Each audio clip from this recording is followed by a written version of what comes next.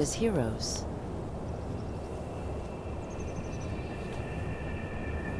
Namira, watch over you, champion.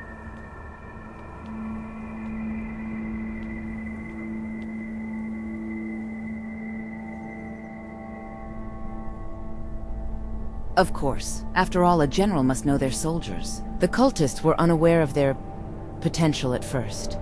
But through Namira's love and my enforcing hand, they realized what they could be. The merchant never thought that the beatings would end.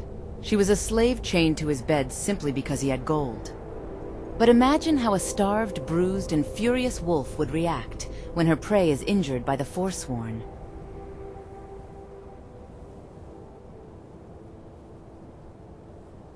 The bloodiest meat in the Reach.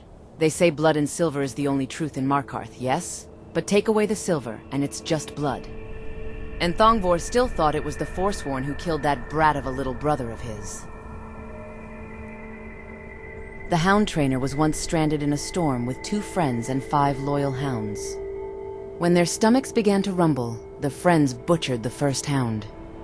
But eventually, the hound trainer would find out that hounds are far more useful to keep than the fickle men he called friends.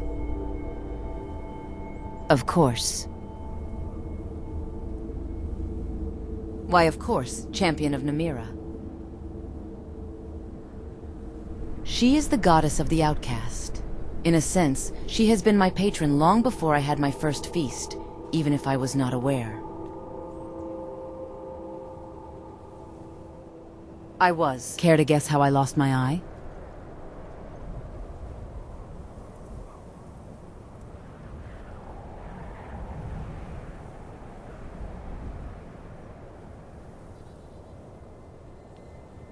Now, aren't we dramatic?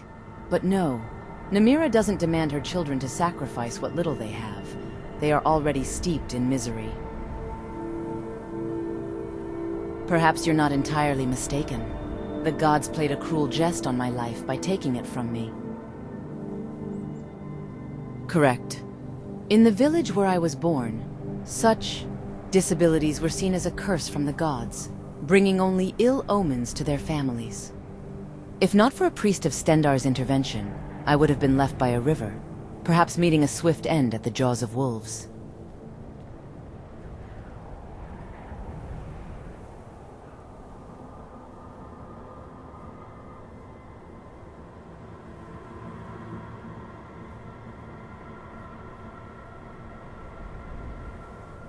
Love? Love is for the weak, not for the strong, and least of all for the outcast. My parents provided me with food and shelter, though we never shared a table. Perhaps they loved me as a cursed child is meant to be loved. That was not long after I experienced my first bleeding. It was when the Prince of Evermore clashed with a duke near my village. A bloody battle lasting 2 days, where the crows feasted well. The survivors of that battle descended upon my village, hungry, lustful, and armed.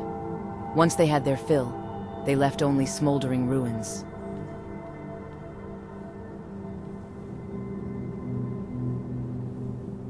There was nothing left for my parents and me.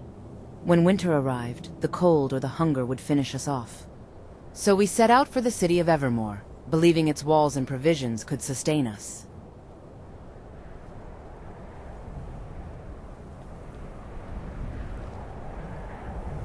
It's a long story. Perhaps we can continue this topic another time, champion.